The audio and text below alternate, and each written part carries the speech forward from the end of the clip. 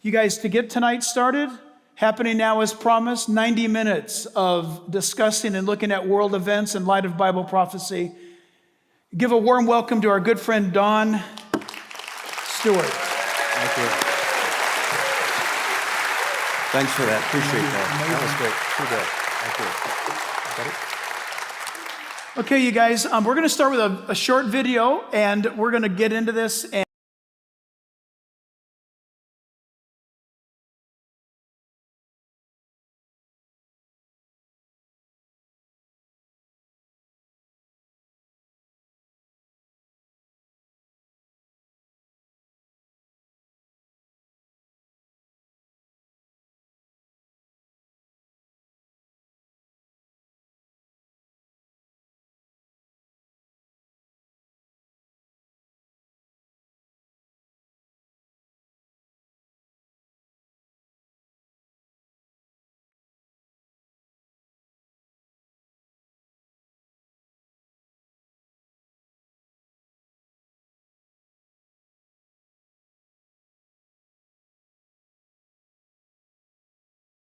The Straits are one of the world's most important stretches of water, with 1/5 of the world's oil passing through that waterway, which at its narrowest is just 21 miles wide. And that includes crude oil and liquefied natural gas from energy-rich countries in the Gulf region, including Iran, Iraq, Kuwait, Saudi Arabia, Qatar, and the United Arab Emirates. Conflict in the Straits has the potential to create shockwaves across the world, and that could drive up the price of crude. Today's attack alone caused oil prices to surge by 4%. During the 1980s, in the Iran-Iraq War, the so-called tanker war, Kuwait's oil tankers were reflagged under a US flag so that oil could be transported safely through the Straits. And more recently, Iran's President Hassan Rouhani threatened to close the Straits following the Trump administration decision to leave the Iranian nuclear deal. Okay, friends, Don, asking the question. First of all, if you don't know, the Bible says that in the last days, there'll be wars and rumors of wars. And you don't often think about how that's going to start. And this is one of those arguments that, Don, let's kick it off tonight. Sure. This is a big deal. Yep. They mentioned 2 ships. I think as of tonight, there's been recently a total of 6 ships that have been struck by Iranian torpedoes and others. How does this affect the world? Why does it matter? And does it correlate with the prophecies that there'll be wars and rumors of wars? And how long do you want me to take in answering this? As long as you need to. Okay. Well, good evening, everybody. Nice to be here again. Thanks for having me back, Jack. This is something that's extremely important with respect to Bible prophecy. But let's take a couple minutes and remember how we got here. In 2015, there was what was called the JCPOA, the Joint Comprehensive Plan of Action, that President Obama made unilaterally, not with the help of Congress, with the 5 members of the Security Council plus Germany, with Iran. And basically what it was is Iran would now be gifted their $150 billion in assets that were frozen if they would stop enriching uranium towards weapons grade. And again, it was, like President Trump said, one of the worst deals in history, but on it went. 3 major mistakes about the deal, 3 huge ones. Number 1, nothing was said at all to keep the Iranians from continuing with terrorism. In other words, they could keep going their merry way with the money and continue to be terrorists across the world. Number 2, their ballistic missile program was not stopped. So you got to have 2 things. You have to have the weapon, the nuclear weapon, but the delivery system. So they've been working on that for 4 years. And plus, the worst thing of all, there was a sunset clause. In 10 years, by 2025, if they've been keeping the agreement, guess what? They can enrich uranium to their heart's desire. So 3 horrible things about the deal. President Trump gets into office, says, tear it up, worst agreement ever. May 2015, he got rid of it. But for 1 year, there were 8 exemptions where they could sell oil, that's the Iranians, to 8 different countries, including China and India. May 2nd of this year, that was over. They can't sell to anybody, and Iran started threatening. They said, you do this, we're going to close the Gulf, we're going to attack ships, we're going to destroy you, et cetera, et cetera. That's what we have, what we just saw. This is Iran doing it. But it's very clever, very sophisticated what they've done so far, because what they've done, they've attacked ships, a couple of super tankers, they've done things in the oil fields there in Saudi Arabia, but they haven't killed anybody yet. That's right. They're very careful. They haven't killed anybody, purposely haven't done that. And in fact, they got in and out with the ships without anybody knowing it. So it's very, very interesting what they're doing. And so why does this matter? Iran is one of the major players, the Bible says, in the last days. There is an Ezekiel 38-39 prophecy that talks about an invasion of Israel with about 7 or 8 modern countries. We have their ancient names, 7 or 8 modern countries. Persia, which is modern-day Iran, is at the front and center of this. And they are believing in their hearts they're going to do 2 things: destroy the little Satan, Israel, the big Satan, the United States of America, and then what will happen is Islamic rule will be across the entire globe. The final Mahdi, the 12th Imam, will come in. And so what we saw here in this Sky News film we just watched is basically setting the pace, setting the stage for what is going to take place in some type of, seemingly, Jack, a conflagration that's going to happen sooner rather than later. Because they're not going to give up, because they can't, they got to, make $1 billion a year, something like that in oil. They can't sell it to anybody now, right? And so they don't want anybody selling the oil. The Straits of Hormuz there at the Persian Gulf is a very thin body of water. And, Iran has threatened, and they continue to threaten to do something there to the ships. They've done it, but they said, no, this wasn't us. And then the drone that got shot down the other day, I'm sure that's one of your stories, right? Sure. I don't want to step on that, but the drone that got shot down, $200 million drone, it's not like the little things we fly in the backyard, to take pictures. You hear a drone shot down. Did you think that? Well, we got one of those things in our house. No, this is it's about the size of a 737, $200 million one. It got shot down by the Iranians, claiming it was in Iranian airspace. It was not. It was international airspace. So Iran is pushing the button of the United States to get us to do something. President Trump the other day said, when asked, are you going to respond? And he said, yes. And then at the last minute, he stopped when he found out there was going to be 150 casualties, deaths, based on any type of response he would give. Now, again, Iran's been very smart at this. But not only did they hit these 2 ships, Jack, but the big insult at that time, the Japanese leader, Abe, was there in Tehran at that time. They had a Japanese ship with a note from President Trump, said, look, let's talk this over. They wouldn't even accept the note. That's how belligerent they are. So, Jack, it looks like, just standing here, that sooner or later something's going to happen militarily. It looks like you can't help it, right? Yeah, there's no doubt about it. And the ramping up of this, so you mentioned Iran. The Bible says, identifies Iran as Persia. So when you read Ezekiel, so you've got Persia, and what's interesting about what's going on right now, you've got Persia mentioned in the Bible, Ezekiel 38 with this coalition. Many of you already know about this. You can read it later if you don't. But here's what's interesting about what's taking place now. You have Persia systematically probing both Israel through its proxies. Iran is using Hezbollah in southern Lebanon to probe on Israel. Persia is involved in the management and the restructuring of Syria. You've got Persia, Iran now provoking the United States to activities, to actions with threats, all kinds of threats. And what's going on? Why is all this happening? Iran is the largest financier of terrorism in the world, and it has been for a long, long time. You currently have a situation, and I find this extremely interesting. Listen, everyone. In fact, I'm going to bait you for this one. You saw the map a moment ago of that 21 mile Strait of Hormuz, that just over 1/5 of the world's oil flows through there. And for example, China is somewhere in the 90th percentile of dependence on oil through that strait. China must side with Iran because China needs to drink oil. Are you with me? The reports are telling us that Iran, China, Russia are warning the United States. You need to back off, you need to back down. In fact, Iranians say their, quote, bones are being crushed under the U.S. sanctions. The U.S. sanctions are taking such a great effect. What is the U.S. sanction? The U.S., instead of dropping bombs, the U.S. is controlling Iran's flow of money by sanctions, or I should say, disabling their ability to sustain their economy. They're losing over $150 million, I think it is, a day in being unable to trade with the world. You say, well, that's not good because they're going to act up. No, they've been acting up. So this is what the United States government and other nations have put into place. But they keep pushing the envelope. Why? Why doesn't Iran look at the suffering of its people and say, we've had enough, we'll be good. Okay, we won't destroy Israel, we'll be good.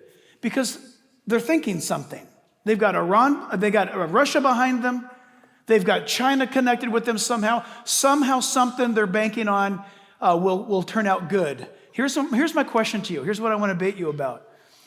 Why is the United States the police officer of that Strait of Hormuz, so all the ships of the nations can get oil in and out of that region of the world? Can someone tell me why is the United States Navy and Air Force perpetually employed to keep the oil flowing?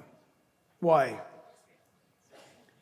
I'm wanting to get this response from you because we need the oil, because it's all about oil. It's all about oil. Guess what? Guess what? We are defending the flow of oil in that part of the world for all nations except our own. Did you know that we do not use that oil anymore? How many of you are sitting in the United States of America right now? Raise your hand. Did you know that you are the #1 oil producing nation on earth? Yes, we are. We don't need the Middle East anymore. So listen, we don't need the Middle East anymore. We have our own. So what's going on right now is a strange thing. In a way, we should pack up and leave and let China defend the Straits of Hormuz. No, the rest of the world is asking us to stay there. You see what's going on. Trump is now saying, okay, all of you nations who want oil to flow through there, you need to send us a monthly payment now. Because the American taxpayer has been paying for this 100% nonstop. What's interesting about this, we're talking about wars and rumors of wars. We're talking about an area of the world that is critical to end time events. Keep your eyes on Iran. The sanctions is a way that you launch economic war before you drop bombs. You see, yeah, but Jack, you know what? Trump wimped out. Last week he was going to drop bombs and in 10 minutes before the fighters or the bombers arrived, he pulled them back. Now people are saying, was that Trump's plan in the first place? You're never going to know because he's as wily as a fox, this guy. Yeah. You can't figure him out. Yeah. But here's the deal. This thing that's going on in the Middle East, know this. It's all happening. What you just saw on the screen goes down to one pinpoint issue, and it's Jerusalem and it's Israel. That's what it's all about. But they really made a huge mistake, Don, because here I have newspaper articles where the airline regions that have routes in that area, they stopped flying to that area. Correct. And it's cost them even more money. And now nations are saying, Iran, can you get control of yourself? Because we want to be able to fly and go where we want, but now we're not going to fly in that region of the world because you're shooting things out of the sky.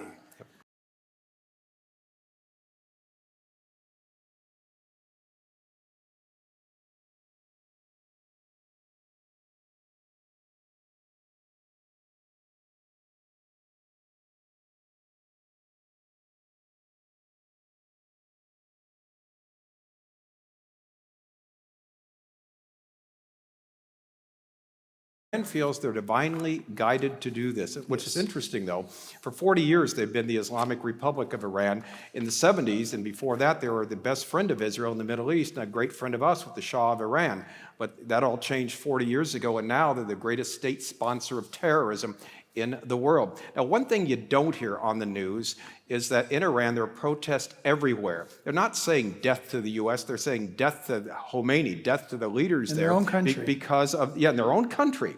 Because the inflation level, that's tremendous. The value of their currency has gone down. The lifestyle that they're living is just down the tubes. The money that they get, they use to sponsor terrorism. Or the Ayatollah now, which, interesting, Trump did a sanction against him and his leaders, cutting off his funds. He's got billions of dollars of bank accounts around the world. He's not this poor preacher, there that's, humbly leading the masses. He, like Yasser Arafat once the 6th richest person in the entire world. It's not because he made good investments. It's because people invest in the Palestinian people, and he took the money and pocketed it. So Iran, the people are hurting, Jack. And so, they would like a regime change, but as we see, Iran is going straight forward to the end, because nothing is going to stop them, no matter how many complaints they have from the people or whatever. They believe they're divinely guided to do this and to destroy the big Satan, U.S., the little Satan, Israel. And that's why they're developing these ballistic missiles. And believe me, they've got one now that's very, very good. Did you hear about that? 2,500 kilometers it flies. Yes. It can hit within a radius of 1.5 meters, 5 feet from 2,500 kilometers. It hit in, where was it, Yemen the other day, by one of the sponsors there, one of their surrogates of Iran. So the bottom line is they're developing these weapons because that was not stopped in this JCPOA, this Joint Comprehensive Plan of Action. So they're developing the delivery systems, and they've basically said, so what is it, starting tomorrow, they're going to be enriching uranium again towards weapons grade. So push is coming to the proverbial shove. So we have that escalating in the area, but we have some interesting dynamics happening right now too, because just very recently the defense minister of Russia and our own national security officer or operative John Bolton meeting with Benjamin Netanyahu to discuss what's going on in Syria. This is a big, important thing, church family, because the United States is back in as a player in the Middle East, where during a previous administration, we had backed out of it, and it left the vacuum open for Russia to come in. You guys all know now, all of you know, that Russia now is just across the border from Israel in Syria.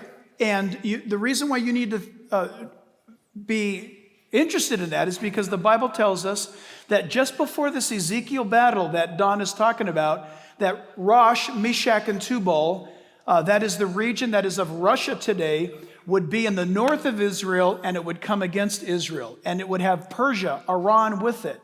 And as Don mentioned earlier, several other nations with them. Here's something, Don, I want to just float out there. If you and I were just having coffee alone at a table. So Don, here's my thing. Okay. We don't, that's right. So here's the thing. What do you think about this?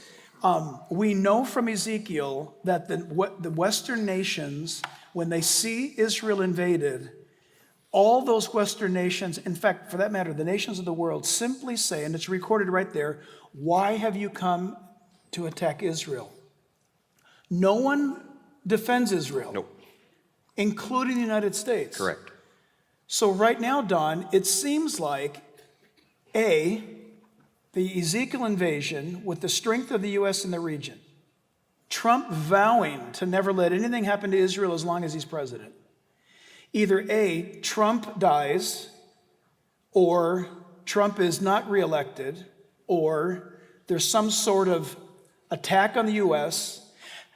How in the world right now, in this current environment, this U.S. that's so pro-Israel right now, how could Ezekiel happen? What would keep us from getting involved? Because it says we're not going to get involved. Yeah, this is a great question, Jack, because Israel has been our friend, our ally, and yet there will no one that will come to the aid of Israel during this Ezekiel 38-39 battle. It's interesting, the person that's this leader, Gog, G-O-G, the title, he has an evil thought, but he never thinks about someone intervening on the side of Israel. The only protest comes from the Gulf states, Saudi Arabia, Bahrain, and others. And so what's interesting is there's no superpower there who can or will intervene. So either we don't have the resolve, we don't have the ability, or either we don't exist any longer, or the greatest possibility is the rapture of the church takes place. None of us are left. Lord, please.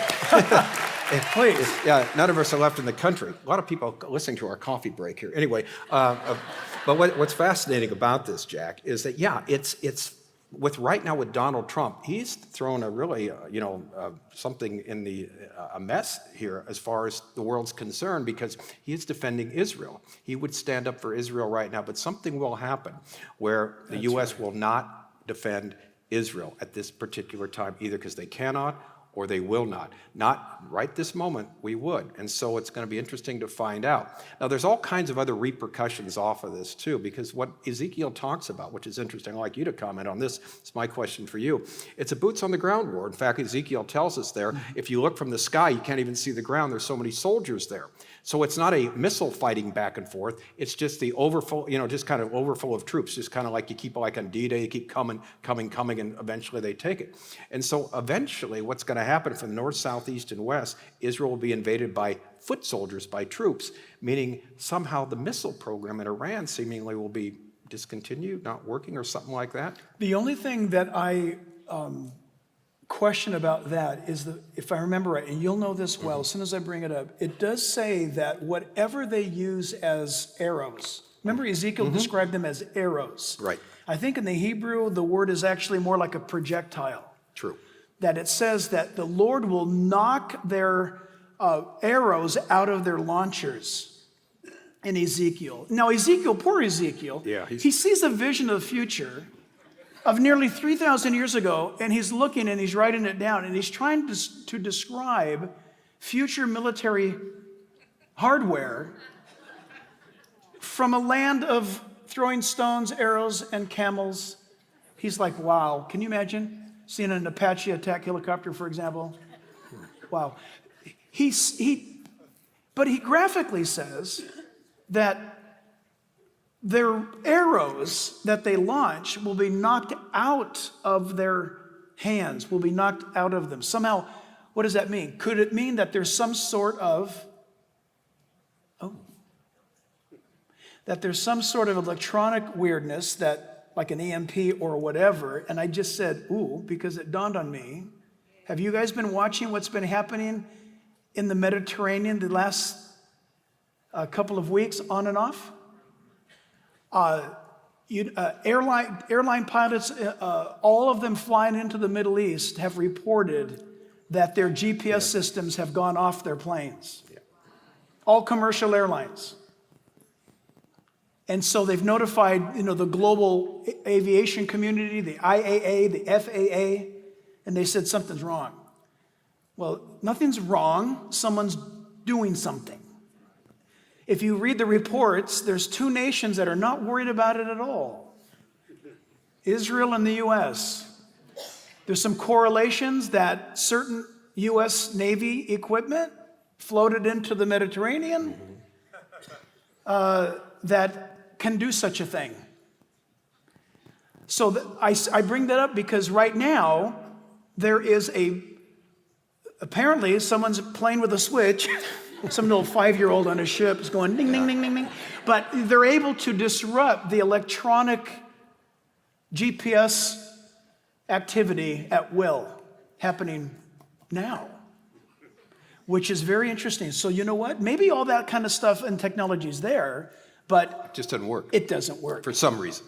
Yeah. Whatever reason. Yeah. And remember, guys, you heard it here first, if something happens. So that's Don Stewart, and if it... Well, wait a minute. No, I'm not taking responsibility for it. But yeah. You don't say. You don't say at all. But this is what's so interesting, though. We talked about the last time about these hypersonic, missiles that are there. You got that probably 15 times the speed of sound. You guys, this is Russian, right? Is that a Russian? Russia, China, and U.S. They're all developing it, but Russia says they've got them workable now. They claim to. Putin claims it. China and the U.S. seem to be a little bit behind. But here you've got a weapon that can really hit anywhere in the world in a few minutes, and there's no defense with it right now, we're told. We're told, although on good authority I have, there is a defense that we do have, but it's not made public. But the point is, you've got these weapons that are just incredible. Now here's the great news, though. Jesus in Matthew 24 said, before this happens, before the world destroys itself, the Lord's going to intervene. If he didn't intervene, this is interesting, isn't it, Jack? The world would destroy itself. So we have that capability now. We've got these hypersonic weapons. You've got all this technology now that's done. And so it's setting the stage for what's going to happen at the time of the end. But what we do know for a fact is this. We know who's going to invade, who's going to protest. And what's interesting, you have these three defense people. The one, Meir Ben Shabbat, they're from Israel. You've got... what's his name again? I've got it there somewhere from the Russian guy. You got Bolton, and his name is Nikolai Patrushev. Now, this is interesting. They met today in East Jerusalem, which is interesting. Putin did this, saying, in other words, not in West Jerusalem, East Jerusalem. So Putin's basically saying all of Jerusalem belongs to Israel. Then this Patrushev guy says, well, we've got your back. Russia says they've got Israel's back. Now, imagine that. Yeah, with their knife about to stick in it, right? That's what they got it. But see, Israel is... We've got it in Russian, it's translated, we've got it right in your back. Yeah, the translation didn't quite make it real well. But anyway, the bottom line is These, they're meeting in East Jerusalem talking about, what to do with the Iranians, what to do, they don't want Iran to get a nuclear weapon, this and that. And you've got that there where Israel, unfortunately, Jack, are trusting too much in Russia right now. They think Russia is their friend. At the same time, we have this conference, this economic conference in Bahrain, where today the Israelis were welcomed. The Bahrain foreign minister says, we love Israel. We want to work with Israel. And so these people that have come on to Bahrain today, now no political leaders from Israel were invited. The Palestinians didn't come. But the Israelis that are there. They chose, Yeah. They chose not to come. Yeah, they were invited. They were invited. They chose not to come. And the they were also Palestinians. offered $50 billion. $50 billion. But that's not enough, because what would they do with their life? They're taking the money given by their Arab brothers to continue on. But the point is, these are people now making nice to Israel that are part of the coalition that protests what's going to happen with Russia, Iran, and Turkey. So you think about this for a second. You got on the one hand these Arab nations that are, they're doing that not because they love Israel, but because they're afraid of Iran also. They're making nice to Israel, making agreements with them, welcoming their people in there, their newspaper people and the such like in there.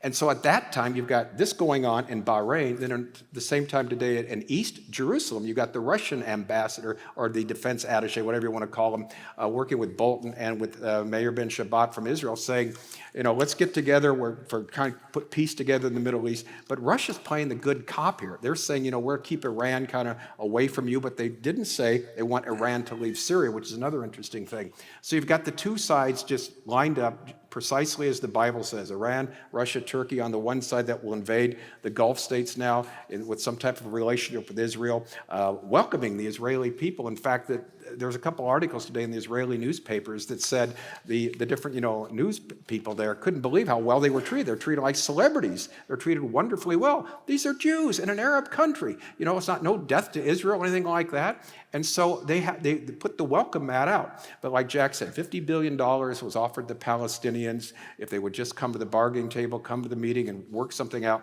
No, not going to do it, because the Bible says this peace will not come until this final Antichrist comes on the scene and brings it. The continual search for peace has been the signs of the end from the very beginning. Since 1967, since Jerusalem was united by the Israelis, they're still looking for it, Jack, and no matter what Donald Trump does, it ain't going to work. Yeah, absolutely. But backing up a little bit, NATO is concerned enough about that hypersonic that NATO has called on Russia to destroy it now, and evidence that they've destroyed it, because there's according to NATO, there's no nation possesses the ability to stop this Russian hypersonic weapon. So at least NATO is serious enough to say you need to stop it, destroy it, and show us evidence of that. Regarding Iran, won't be alone if the United States attacks Iran, says Russian official. You say, well, so what? This is a big deal. Yeah. Ezekiel 38 says that Gog, G-O-G, the leader of Rosh, Meshach, and Tubal, the one who will have the thought in his head to go against Israel, Ezekiel says, God says, prepare yourself and be ready and be a guard to them. And when you read it in its entire context, the word guard in Hebrew, look it up on your own, it's the word supplier. So get ready, stand up, come. You're going to have this thought, you're going to go into Israel, and those nations that are mentioned there, it says of Gog, not of the crown prince or not of this other country. It says of what once used to be the former Soviet Union, now Russia. It says be a supplier to them. I find that interesting, because right now, Israel, the United States, and now Great Britain has got their F-35s in Israel today. Did you hear that, everybody? Great Britain has their F-35 stealth fighters in Israel today. It says, though, that Rosh, will be a supplier to those who attack Israel. Now, this on the screen, I just never expected this in my lifetime. It's amazing. It really is. Yeah. Bahrain finance minister to the Times of Israel. That's a news source in Israel. Israel is here to stay, and we want peace with it. This is a big deal. It's huge. You need to let that soak in for a moment. Because not only do I believe that Islam is deteriorating. But when you see things like this happening, this is the absolute violation of violations for an Islamic world to say. In fact, I'm not a prophet, but I am going to go out on the limb and say, because of what that man is saying, he will be a target of assassination. Why? Because you cannot read the Quran and be a faithful Muslim and believe what that guy just said. It's impossible. You can't do it. But it gets even better. Next slide, you guys. Top Saudi diplomat to Israeli paper. Age of war with Israel is over. Saudi Arabia. Again, Don, what do we know from ancient prophecies? Why is it, and is it even related to Bible prophecy, that Saudi Arabia, Sheba and Dedan in the Bible, would be at peace with Israel? Yeah, it is amazing because Ezekiel tells us there's two groups. There's a coalition of nations, 7 or 8, depending how you divide them, modern nations that are there that it will attack. But then you've got the protest, and Sheba and Dedan are the modern Gulf states. So for some reason, they're not joining in with the coalition that invades Israel. In fact, they actually protest. Now, they don't come to the aid of Israel, but they do protest. They don't become involved in it. And what's interesting, this was written 2,600 years ago. The nations, the 3 head ones that are going to lead are modern-day Russia, modern-day Turkey, and modern-day Iran. Rosh, Bet Togarmah, and Gomer, that's Turkey, and Iran is ancient Persia, as it were. And so they're going to invade, but these other nations are going to protest the invasion. So what do you think the odds are that 2,600 years ago, someone's saying in the last days, Ezekiel 38:8, twice in the same verse, the last days, the very last times, you know, your country is going to be invaded by these particular people groups, and you have Jews that still exist. That's a prediction, again, that's not a slam dunk, particularly when Ezekiel wrote, they're in Babylon in captivity. No nation in the history of the world has ever been removed from their country and ever come back. Now, Israel did come back after 70 years, but this is after the second exile coming back that Ezekiel predicted. And here we are in 2019, and what do you have? You have the nations lined up precisely. The Gulf states, and you have these statements from the Saudi diplomat, you have the statement from the Bahrain diplomat, we want peace with Israel, meaning we're friendly with them. This is unheard of just in recent history. And yet on the other side, you've got Iran, Russia, and Turkey. 4 times the leaders of those 3 countries have met in the last 12 months. They've rotated where they're going to meet at in the various countries there. And to do what? To take over the Middle East. Iran has basically made a land bridge all the way from Tehran to the Mediterranean Sea. It would go through Iraq, go through Syria, and go through Lebanon. And the goal is, of course, to rebuild Syria, they say. But the goal is to put foot soldiers there in the country of Syria and Lebanon, so someday they can invade. And so the idea that this happens, how mind-boggling it is. You know, 18 out of the 22 9/11 hijackers were Saudis. You know that? Mm-hmm. And here they are now making nice with Israel, making nice to the United States. Why? Because they're deathly afraid of Iran. Because Iran says, you're next on the list. Because they're Sunni Muslims, and Iran, of course, is Shia Muslims. It's absolutely amazing. Kind of changing the tone a moment. So we're talking about Ezekiel. Mm-hmm. If you guys don't know, for some of you who may not be aware, the Ezekiel battle is something that has never happened before. We know that for theological and archaeological and historical fact. So the Bible's never been wrong, and it won't be wrong. So we no longer have the Soviet Union, we now have Russia, which is important. We no longer have a non-statehood of Israel. Since May 14th, 1948, we have the state of Israel. These things falling into place. There's so many issues taking place around the world, from economics to wars and rumors of wars, posturing. These things are all going on at the same time, while, mind you, the church in the world is floundering. I say the church is floundering. I think the real church is doing great, the real house of believers. But on the surface, the church is floundering. For example, a lot of churches would never have a night like this because it makes people uncomfortable. But we love what our good friend Ed Heinzen says. God didn't give us Bible prophecy to scare us, but to prepare us. And by the way, the best preparation of all is what Don said earlier, is to look for Jesus to come at any moment for his church. Right. There's no prophecy that precedes that fulfillment in the Bible. That could happen at any time. But what could happen even before Ezekiel? We don't often talk about this in Bible prophecy camps. We get excited like you do about, wow, this could be the formation of. We could be looking at the formation of. Well, look, your Bible, under the theme tonight, wars and rumors of wars, none of us had any idea that there would be a World War I or a World War II other than that little prophecy that Jesus said.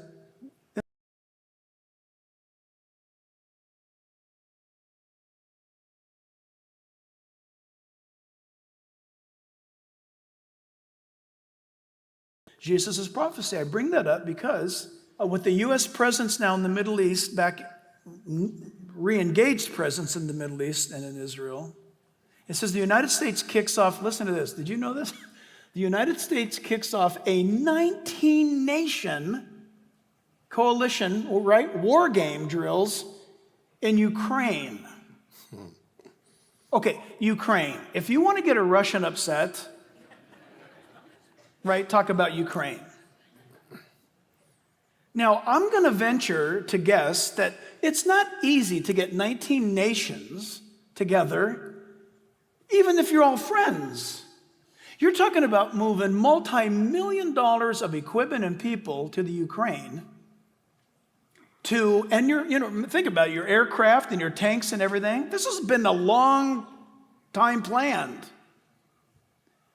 This blows my mind because in the last several months, things have radically escalated. It's almost as though all those 19 nations knew it would be a good idea to flex our might, sending a message to Russia by having war games in Ukraine to make Russia think twice. No, do you know what this tells me? Because I don't think anybody could have planned this. This tells me, as Ben Franklin said, God governs in the affairs of men. Because this has been in the plans for probably a year or more. And it's forming right now. Why do I mention it? Russia's really, really upset about this. Really upset. And so why is that important? Russia, their economy has grown maybe 1%. Russia's hurting. Russia's running out of oil. Russia's future looks bleak unless they do something. Could it be that the thought that enters the mind of its leader is, wow, the future doesn't look so good for us. We need to get down into an area where we can control the technologies, maybe seize some of our own, for ourselves, I should say, and go after some natural gas and oil. It just so happens that in the last several years, of course, you know, Israel is sitting on what is believed to be one of the top 3 oil discoveries in the world. Israel. Could that be an allurement to a nation like Russia that's starving for oil? Interesting time. Yeah. Don, any comments on that? Yeah, what's interesting about that, Jack, it's 350 meters deep. The average one, we're told worldwide, is like 35 meters, so it's 10 times the average. But where it is the important thing. It's in the Golan Heights. The Golan Heights is the area that Israel took in 1967 during the Six-Day War, took it from Syria. Okay, since that time, there's been a dispute over who owns this. You know, Israel's taken it. After 73, there's been kind of an agreement there where on the other side, the Syrian side of the border there's been peace. The United Nations that have been there, United Nothing, we like to call them, because they don't do anything, but they're there on the other side. But what's fascinating about that, Syria still claims that as their own. This is Syrian territory that the Israelis are in. And Russia, again, is the one supporting Syria. And they agree. In fact, the United Nations agrees. The European Union agrees. The only country that doesn't agree, besides Israel, the United States of America, where Donald Trump recently acknowledged that the Golan Heights belongs to Israel. Not only put the embassy from Tel Aviv to Jerusalem, now on the maps, the official American maps of Israel has the Golan Heights as part of Israeli territory, which is true. Isn't that great? That's God bless America. But see, Russia can legitimately say in their mind, well, wait a minute, this is Syrian territory. We're working for Syria. We're going to get the oil to help Syria out, right? And those mean Israelis have taken it. This is actually in their territory. So you can see that happening and trying under the guise of this is a legitimate, not grab, but this is a legitimate thing to take because they took it illegally from the Israelis when the Six-Day War happened and Israel took that land over. I love what you just said a moment ago, because if there's a skeptic in the house or if there's a skeptic viewing, you got to ask yourself this question. So the Bible tells us that God's word never fails. He tells us he knows the future in advance, so he writes it down in what's called Bible prophecy, which is what we're talking about tonight. Jesus said, I've told you these things in advance that when they happen, you will know that ego eimi, that I am. Okay?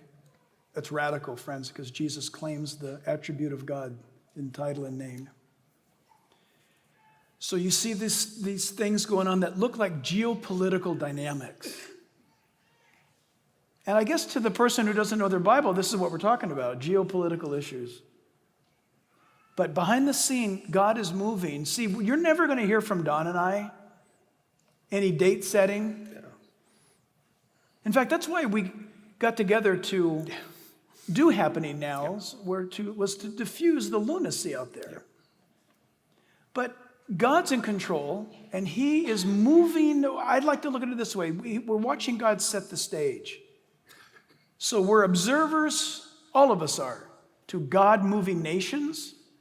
And he uses governments to move nations. Think of that. People talk about politics. Wait a minute. God is moving nations through politics. You ever think of that? Yeah. And then he turns around and requires the nations that picks its leaders. He holds the population responsible for the leaders they pick. That's serious. So we've got all these dynamics going on. And we're talking about this, the big headline grabber is this Iranian craziness acting up. And we just saw in the news today that Iran has their proxy, the Houthis. Yeah, Houthis in Yemen. The Houthis in Yemen, which answer to Iran. Iran's got the Houthis launching rockets and missiles over the water, over the sea, and hitting Saudi Arabia and hitting their airports. Yeah. You say, well, wait a minute. Iran's in all kinds of trouble. I know, and they keep getting in more trouble. The issue is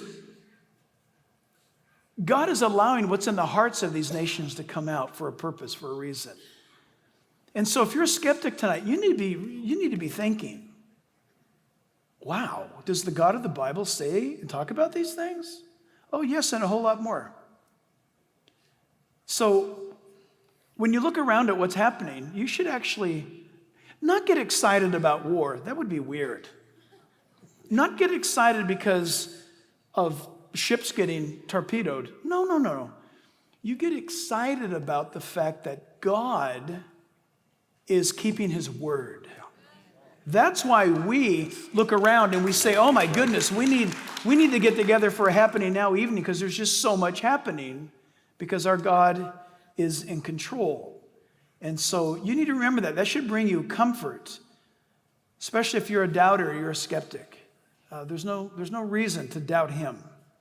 Don, what's next on your heart? Yeah, just to piggyback on what you said, because the Bible, was written, Ezekiel 2,600 years ago. This coalition lists the nations. And so for years and years, we've been saying Russia will align with Iran. Well, remember, until the early 70s, Iran was the best friend of Israel, until 79, actually, when the Ayatollah took over, number one. Number two, Turkey is a country where the Israelis took their vacation. They've been a Muslim in name only for 100 years, since the end of World War I, where they changed their constitution, changed their language, and basically were, again, just Muslim in name only until this man Erdogan won his first election in 2003, never lost one since, and become kind of like the ruler there, the Pasha there of all of Turkey. And so for years and years, we have been predicting, based on the Bible, that Russia, Turkey, and Iran would get together in the last days, and people say you're nuts. The Israelis take their vacations in Turkey. Iran's the best friend of Israel. How can that possibly be? In the history of the world, the two countries, Russia and Iran, where they're at geographically, have never had a military alliance. You're telling us they're going to have a military alliance? Yeah, they do now, and all of the stage is set. We're not prophets. We're not sons of prophets. Just in the book. We're just telling you what it says, and this is how these countries are going to end up. And like this article that Jack put up there on the screen, how mind-boggling that is, that both the Saudis and those from Bahrain would welcome Israelis, welcome Jews in their own country, is absolutely unheard of. But here it is. But we expected this, because they're going to be friendly with them, because not only not going to participate in this Ezekiel invasion, they're going to protest it, meaning they have some, have some dog in the hunt, something in the fight there. And so, Jack, this is, when you think of all the moving parts that are there, and every single one falling into place, you wonder how a skeptic can say, well, this is just coincidence, this just happened by chance. Again, I don't have that much faith. You've got a close eye on North Korea. You got to watch that guy still. Kim Jong-un, got to watch him. Okay, and you guys, we have been making him offers, by the way, to join the real world. I don't know if you know that or not. Have you been watching that? Trump has even offered economic advisors to train him, his team, on how to be a viable economic nation in the world. Is that taking, or is he crazy for power? We don't know, but you got to keep an eye on him. That would be a very serious strategic move by the United States to elude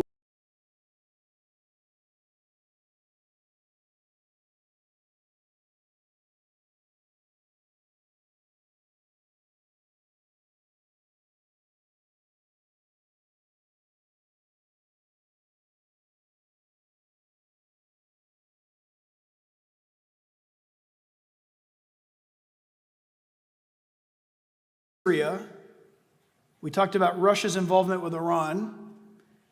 And we talked about the United States and 19 nations in Ukraine performing war games. So what does Russia do today? June 26th? That's today, isn't it? Yep.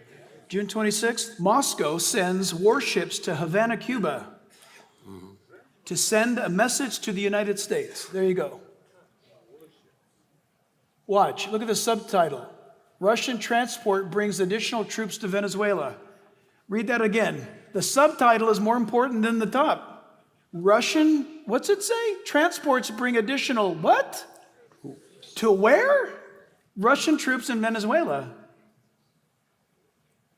That's interesting, right? Did that catch you off guard? Wow, what's up? This very well could be, again, the antics that precipitate a world war. Very, very interesting. Something to keep your eye on. Russia sending us a message. It's interesting. People used to say, Hugo Chavez and all that, they're not siding with Russia. Don't accuse them of stuff they're not. Russia has now troops in Venezuela, not to invade Venezuela, but to keep an eye on the Western Hemisphere. The United States views that as a threat. In fact, let me read it to you. Anytime any Russian military platform arrives in the Western Hemisphere, we're taking a very close look at it, said U.S. officials. Yeah, really remarkable stuff. Okay, keep going. Yeah, well, it goes back to the Monroe Doctrine, that we don't allow in our hemisphere enemies to be there. That's just, you just don't plant your flag there. And it's reminiscent, you mentioned that, Jack, of the Cuban Missile Crisis there in '62, yep. Where literally the world was, those of you who were around at that time remember that.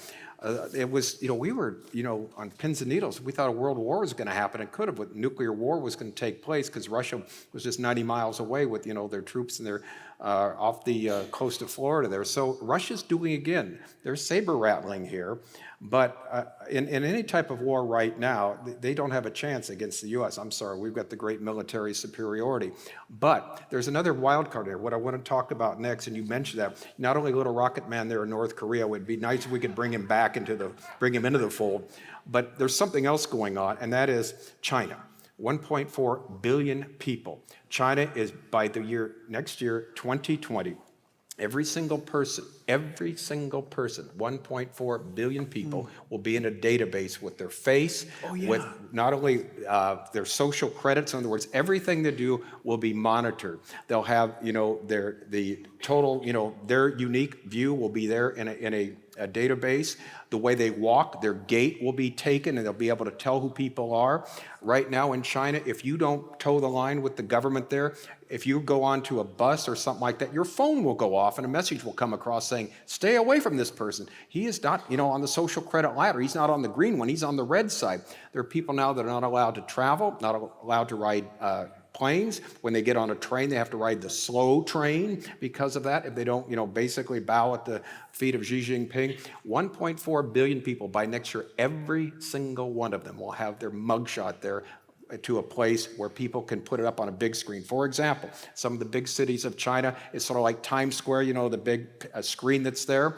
There are screens there in certain cities. If you get caught jaywalking, right there, they'll put your mugshot right up there, in front of everybody. Look, he's jaywalking right there, to shame them. That's what's going on, the control there. So you got China there working on, with the little rocket man. They're the one that basically, supports them right now. So Trump it would be quite a coup if he could take it away from them. Because one thing, let's not forget, North Korea is way down south, but in 2008, there was a Syrian nuclear reactor that was destroyed at the last minute in Syria. You know who built it? The North Koreans, their technology. Right. You know who financed it? Iran. So they're all still working together, Jack. And that same is true about is it the Shahab, the missiles? Yes. The North Korean and Iranian exactly.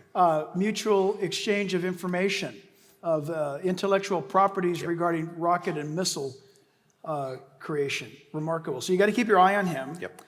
This is pretty cool. The headline is, Trump's trade war with China is already changing the world. Subtitle, his tariffs are contributing to a generational shift in which companies make their products. That sounds kind of okay, whatever, but I'm really grateful right now that there is a person that is leading the world right now in this area of economics and business. It took a businessman to understand economics and how this stuff's working. You may or may not be aware of the fact that we've made people, certain people, you have made certain people in China very rich. You got to remember, China, the average Chinese is not blessed by prosperity at all. The population is not like you are, okay? And these tariffs that are going on. Now, in some ways, listen, tariffs hurt us depending upon what you do. It can hurt you in the short term. It hurts them long term, big time. You and I have subsidized the Chinese economy forever. Trump comes into office and he knows business. He starts to treat nations like companies because that's what he knows how to do. And it's interesting. Go ahead and look at it. Don't believe what I'm about to say. Go look. The nations that operate in a free trade society, in a capitalistic society, right now, are radically flourishing. So much so that it has provoked nations that were not open to that concept of economics to now listen. How do we do this? That's what they're doing with Kim Jong-un in North Korea. Exactly. China, economically, is getting left behind on this. And the nations of the world are saying this approach has completely and is revolutionizing how business is going to be done in the future. It's interesting to know because we assume safely, I don't want to be dogmatic, but in some way, shape, or form, the Bible talks about the nations, the peoples that make up what the Bible says are the kings of the East. Now, it could be nations like India, right? It could be. But what is your take? Do you see, based on the number, doesn't it mention 200 200 million men, yeah. 200 million man army. 200 million men army. Yeah. In fact, in 1965, Mao Zedong said, if my back were up against the wall, and it is now, of course, he's dead, but if my back were up against the wall, I could field an army of 200 million men. That was in the 60s, okay? So that's theoretically possible. You know, when that was written, there weren't 200 million people living in the whole world? No, the population wasn't that big, but in the last days, this huge army coming from the east could be China, along with even possibly Japan and India, but China can do it all on their own right now. 1.4 billion people is what they have. And it's just amazing, Jack, to see all these things, because again, think about this for a second. You got megalomaniacs, Xi Jinping thinks China should be the ruler of the world. That's, you know, they're spreading China, literally. They're in the Arctic right now. They're going to different places because they believe they're the ones in Africa to take over the entire world, to send that. You've got Russia. Vladimir Putin thinks he's a czar. He's not a communist dictator. He's a czar. He's going to bring back Russia to the glory days of the czar. He's doing that. So you've got that going on. You've got the Ayatollahs there in Iran thinking, no, we're going to have world dominance with Islam when we destroy the big Satan and the little Satan. Then you got Erdogan in Turkey trying to bring Turkey back to the glories of the Ottoman Empire for 4 centuries. At one time in the 1850s had something like 5 million square kilometers under their control. So you've got all these megalomaniacs, and you got little rocket man down there too, is also a megalomaniac. All these guys, with these egos as big as the whole outdoors, but 3 of them we know at least, and of course Kim Jong-un will work together too with helping the Iranians putting together, Jack, this coalition. It's not because they love each other. They have mutually beneficial to defeat, us, the West, Israel, for a variety of different reasons. Again, you can't make this stuff up. One thing too, that to me is literally mind-boggling, what I forgot to mention, because of what's going on with Iran, some of the leaders that are there in Bahrain, some of the leaders of these Arab countries, they're talking about forming an Arab NATO. And who are the countries wanting to form it? All the ones that won't participate in Ezekiel 38-39 battle, including Jordan and all the Gulf states. I mean, you can't make this stuff up, can you? Because they're afraid of Iran, Russia, Turkey, the ones that will invade according to Scripture. Again, the Bible said this 2,600 years ago. We're seeing it right in front of our very eyes. It's awesome because Sheba and Dedan, when you look that up in your Bibles, Sheba, it's 2 words. Sheba and Dedan is the region of what we call today Saudi Arabia. The Bible, as Don just said, they're going to opt out of attacking Israel in the last days. It says so in the Scripture. So you've got a nation, that region, as we showed you earlier, they said those times of war with Israel is over, gone. What's amazing is Israel and Saudi Arabia are now doing business together. They're exchanging technologies, which is kind of a joke. They said they're going to exchange technologies. Okay, that's hilarious because Saudis will win big time. In other words, Israel's going to share their technologies. Yeah. But here's Israel. They're going to share only the technologies that they want people to have. Yeah. Okay. Point is, friend, listen. The players in the mix that are players and not players, those teams have now formed. Yeah. That should excite you. Yeah. That should excite you. Let me play bad guy for a second. You said something. Maybe somebody in the crowd would say, you forgot one person to throw in the mix of the megalomaniacs. And that would be Donald Trump's incredible ego. Let's take that on for a moment. I am not denying he has an ego. By the way, so do you. So do we do. We all have it. It's just some people have overdeveloped egos. And some people with overdeveloped egos made campaign promises and has fulfilled every one of them. That's weird. But let's say you forgot to throw him in the mix of all the crazies, Don, because he's got his plan and all. Okay, play this one out. Let's remove Donald Trump from presidency. And let's put in, as the U.S. president, available at his fingertips, all the economic benefits of that, military, space science, space warfare. Are you with me? Let's put Kim Jong-un. No, don't laugh. What would happen tonight if Kim Jong-un was the president of the United States? Think about it. Let's talk about megalomaniacs. Don mentioned systematically, every one of those nations have global dominance. They want to rule the world. You say, how dare you not think that America doesn't want to rule the world? Do you realize that any president since 1944 of the United States, if they wanted to, they could have conquered the world? Did you hear what I just said? None of those other nations had the opportunity to take over the world like we have. Are you listening to me? Well, America, you know what, America. Wait a minute. We have the power to literally take over the world, and we haven't done it.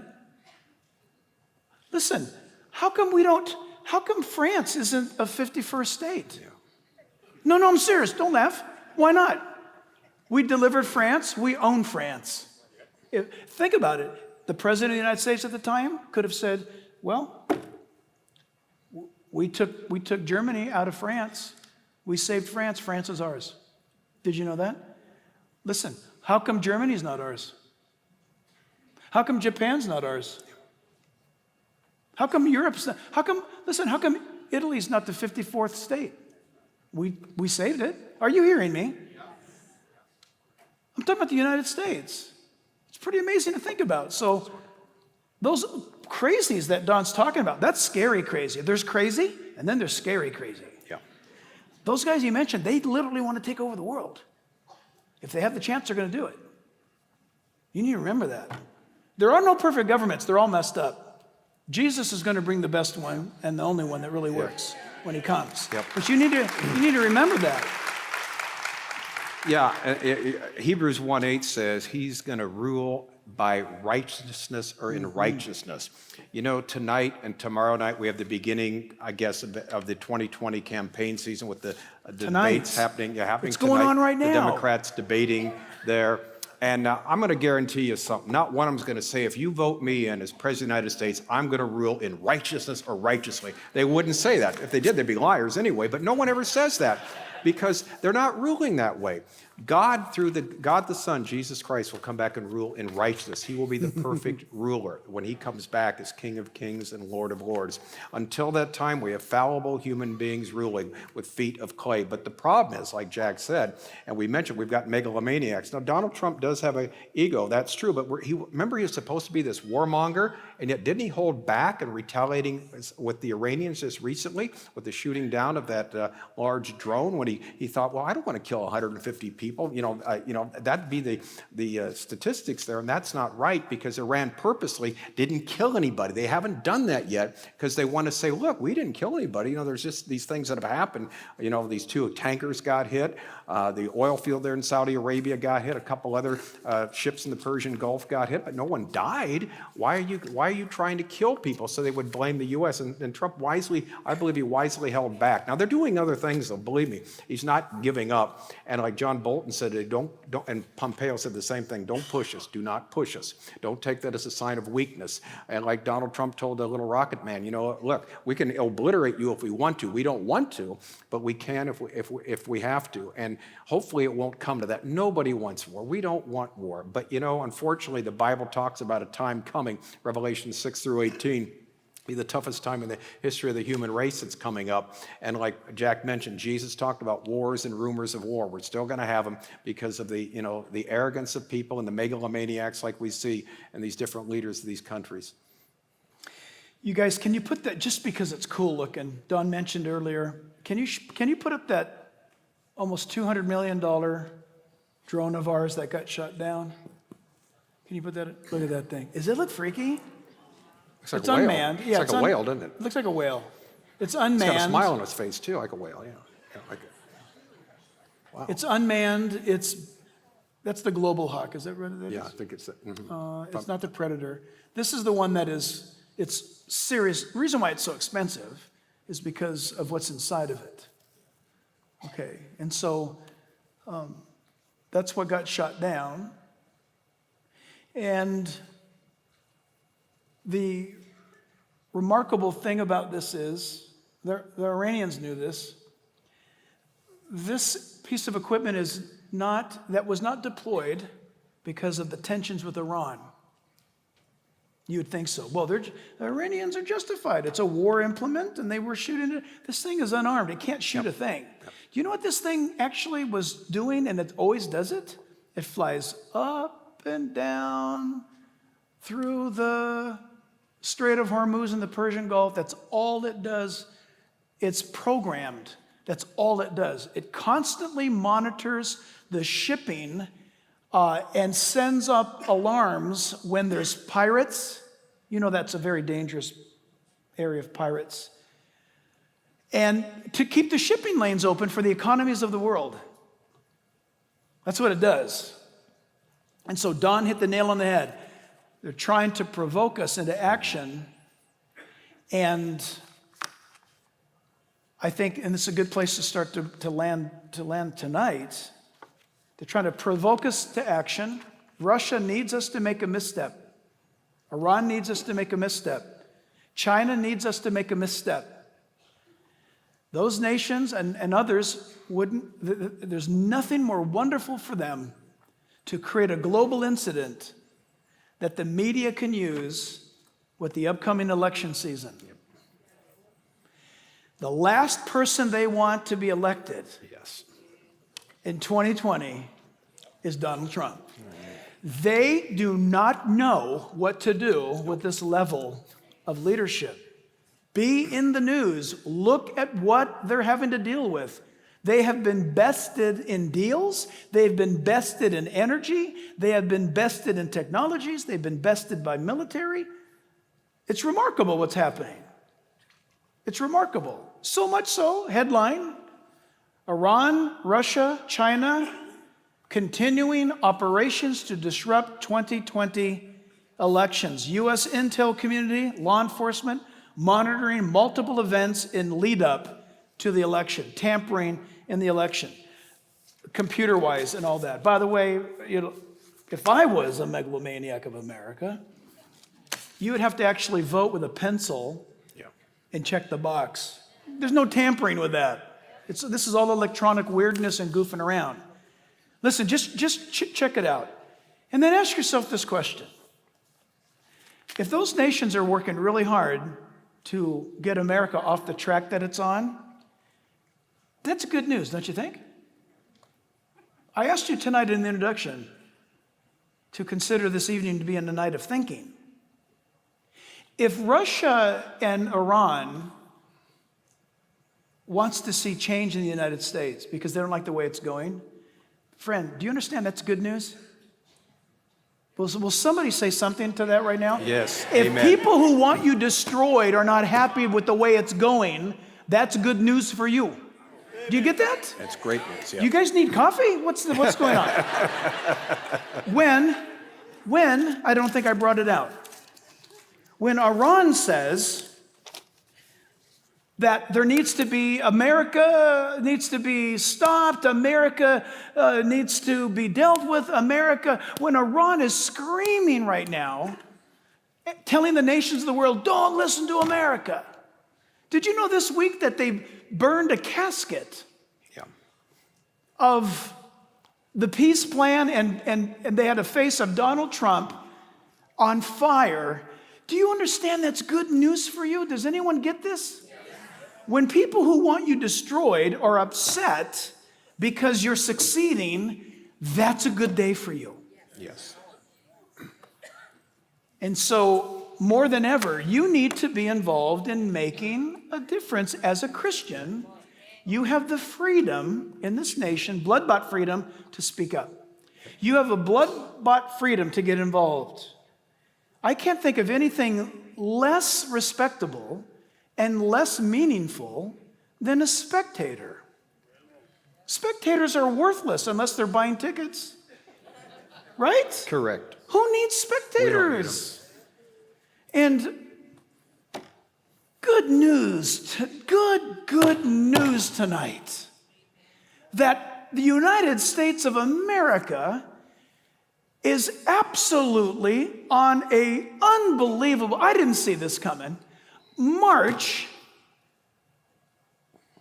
that will quite possibly, if it keeps going, sweep the United States and all 50 states, is a radical shift in pro-life. The United States of America. Unbelievable. I've lost count. I've lost counts on how many states now have made it pro-life states. And just a week or two ago, someone shout out if you remember, a state now has banned elective abortions. Missouri. First state in the United States to go so pro-life. And it's happening state to state. You may have an opinion on that. God doesn't care about your opinion. Could care less. He doesn't care about my opinion. He doesn't care. Do you know what he said? He said, defend those who have no voice. Speak up for those that are doomed, that are destined to be crushed. A baby has no voice. A baby is destined to be crushed. And God looks to you and I, the American voter, and he says, okay, you have a choice. Choose life or choose death. It's a free country, God is saying to you. Choose whatever you want. Oh, before you choose, you are responsible for your choice. Because I'm God and I made you a moral agent. So choose. So you need to choose what you think is right. And God will weigh your vote.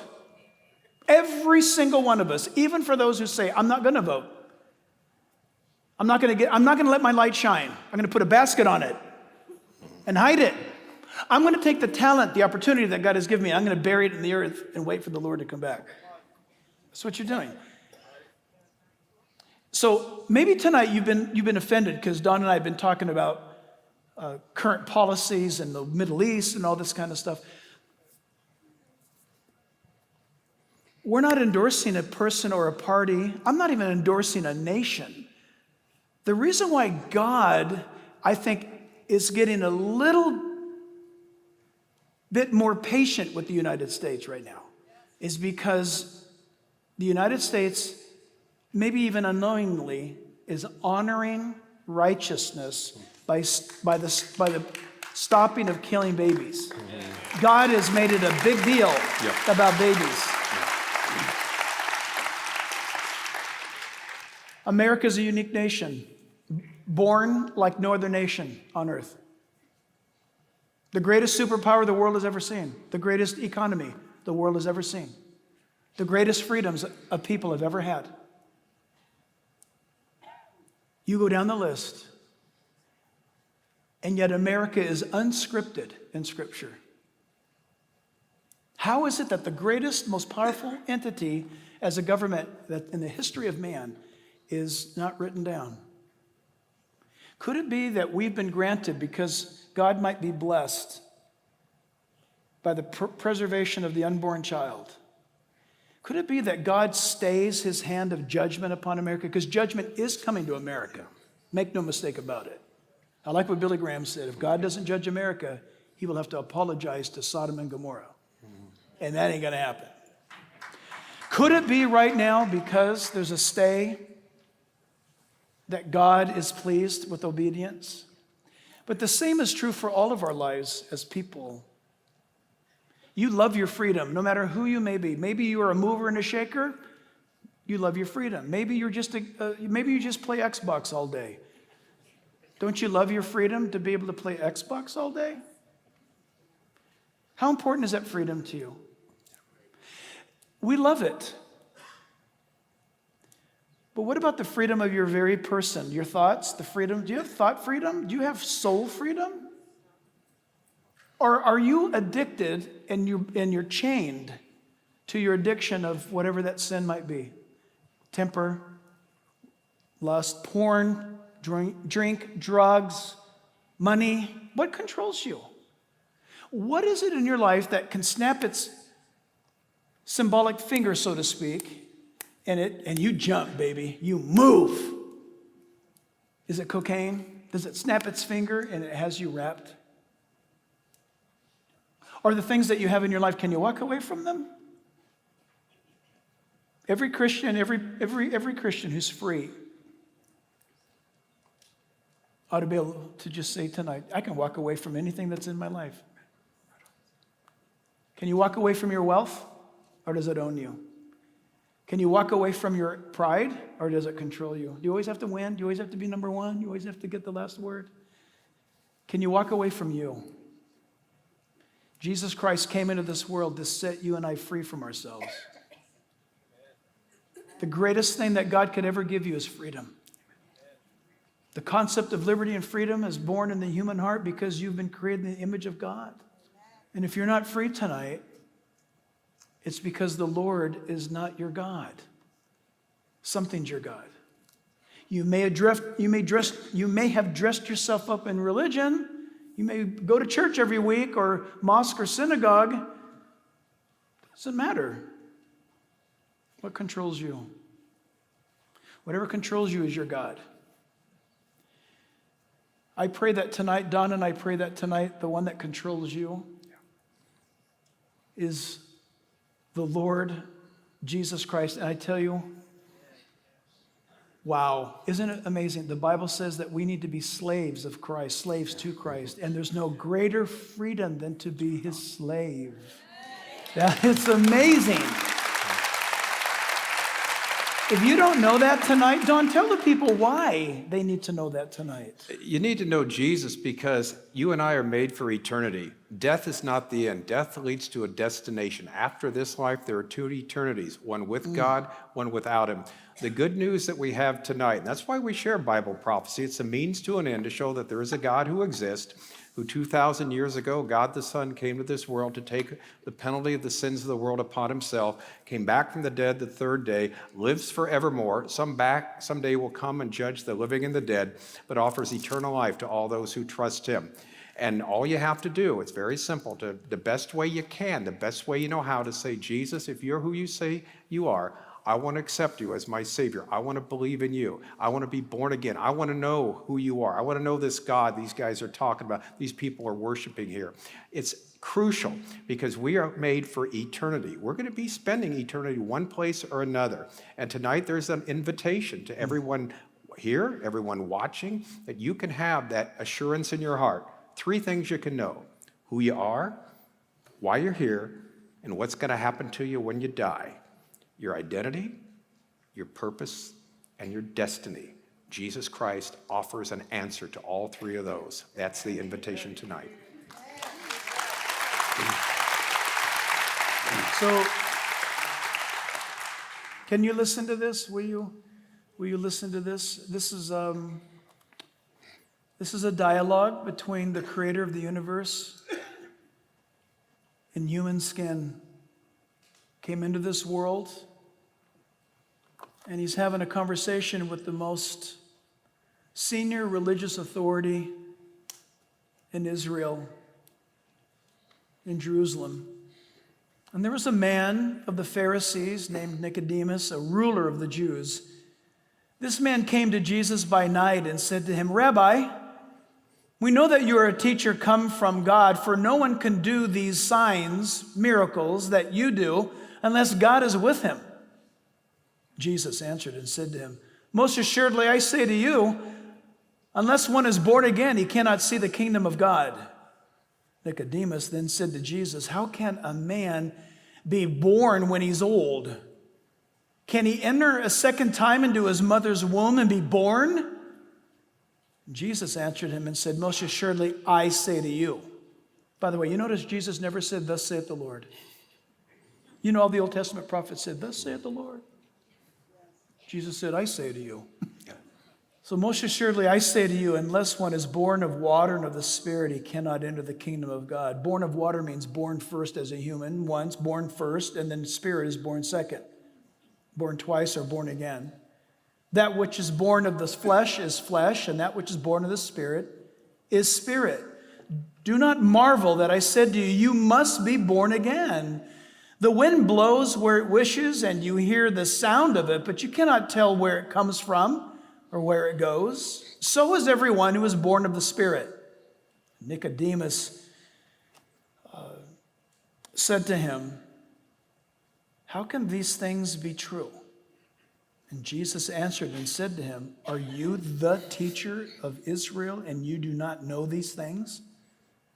Most assuredly," can you imagine God saying that to you? Most assuredly I say to you, we speak what we know and we testify that which we have seen, and you do not receive our witness. If I have told you earthly things and you do not believe, how will you believe if I tell you heavenly things? No one has ascended into heaven but he who came down from heaven, that is the Son of Man. You can see him pointing to his own robe, his chest when he said that, who is in heaven. And as Moses was lifted up in the wilderness, even so the Son of Man must be lifted up, signifying the cross, that whoever believes in him should not perish but have eternal life. For God so loved the world that he gave his only begotten Son, that whosoever believes in him would not perish but have everlasting life. For God did not send his Son into the world to condemn the world, but that the world through him might be saved. He who believes in him is, listen, he who believes in him is not condemned, but he who believes not is condemned already, because he has not believed in the name of the only begotten Son of God. And this is your condemnation, that the light has come into the world, but men love darkness rather than light, so that their deeds may be exposed. For everyone practicing evil hates the light and does not come to the light, lest his deeds should be exposed. But he who does the truth comes to the light, that his deeds may be clearly seen, that they might be seen and done in God. The words of Jesus. If you're a member of a church, you're not going to heaven for that reason. If you're moral, you're not going to heaven for that reason. If you are connected to any religious organization of any kind, you, for that reason, will not be going to heaven. Jesus said, unless you're born again, unless you've been born of the Spirit. The same God who tells you the future in advance, called Bible prophecy, gave us the first prophecy that's ever been spoken. Genesis chapter 3. He said right there that from Eve would come eventually the Messiah, the seed, the Savior of the world. Jesus is not a myth. Jesus actually lived. His reality is more certain than mine, than any one of us right now. You can pinch your skin and confirm the fact that you're sitting here, but none of us have a book written about our absolute existence. None of us have a book like this with our name in it. None of us had our future written down. No book on earth, including this one, has your future written down in advance, but it has Jesus' future written down in advance. He died on the cross for your sins. He rose again from the grave for your justification. For you to come to him and say, I get it. You're God. You made us. We sinned. We ran away from you.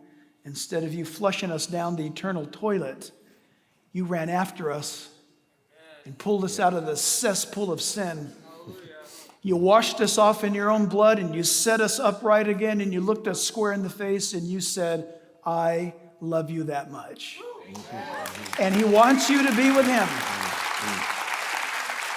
So listen, right here in the sanctuary tonight, maybe those of you who are streaming live worldwide tonight, wherever you're at in the world, from the back of the sanctuary to the front, have you ever confessed Jesus Christ as Lord? Jesus said, if you confess me before men, I will confess you before my Father which is in heaven. If you deny me before men, then I must deny you before my Father which is in heaven. The choice is yours. Isn't it amazing? All the man-made religions of the world make you do this and make you do that and make you toe the line and make you give this and make you try to get up to heaven. But there's only one who reached down out of heaven and said, you do nothing of the sort, but trust me and accept my sacrifice. I will do this in you. Being religious doesn't put God in you, but asking God to have a relationship with you does. Let's pray right now together, and maybe you want to make that decision. Father, we ask of you tonight, God, that you'd move in our midst, not only here, but Lord, remarkably in these last days, you've anointed airwaves, and you're ripping off even now the host of darkness, if we think about it, where people, whoever, wherever they may be right now, can make an instant decision. We thank you for the technology that allows us to not only monitor the world events with Bible open, but to be able to address hundreds of thousands of people right now, if not more, to make an intelligent, rational, responsible, reasonable decision, faith founded upon fact, that I'm going to now understand and be intellectually honest with myself and to say, I have sinned, I have done the wrong thing, I have murdered or I have lied, I've cheated, I've robbed, I've pillaged, I've been arrogant, I have cussed, I have not honored God with all of my heart, soul, strength, my mind, and I'm in violation of your law, Almighty God, and I'm guilty. And I ask you tonight, or I ask you today, wherever you may be in the world, take this divine challenge, would you? God, if you're real and if these words are real, show yourself to me. Speak to me. God, I'm opening my heart and my mind together, and I'm asking you, relate to me, God. If all this stuff that Don and Jack are saying, especially right now, and what they're talking about, if this is real, I want to know, God. I need to be washed of my sins, guilt, and shame. My life is broken. This cannot be the meaning of life. I have been abused, battered, and beaten, and discarded. God, if you care, let me know. My friend, whoever, wherever you may be in the world right now, you can say, Jesus Christ, save me from myself and from the world I'm in. I believe you died on the cross and rose again from the dead. You make that decision right now, in this room and beyond. Hey, thanks for watching Real Life YouTube channel, and if this message has been a blessing to you, then just click the subscribe button, because we'd love to keep you up to date on what we're teaching on and what's coming next. And if you'd like to help us increase our reach in getting out these messages to a greater audience, then you can help support us by becoming a partner by simply clicking on the link in the description box below. So listen, we want to thank you for helping us get the Word of God out to the ends of the earth.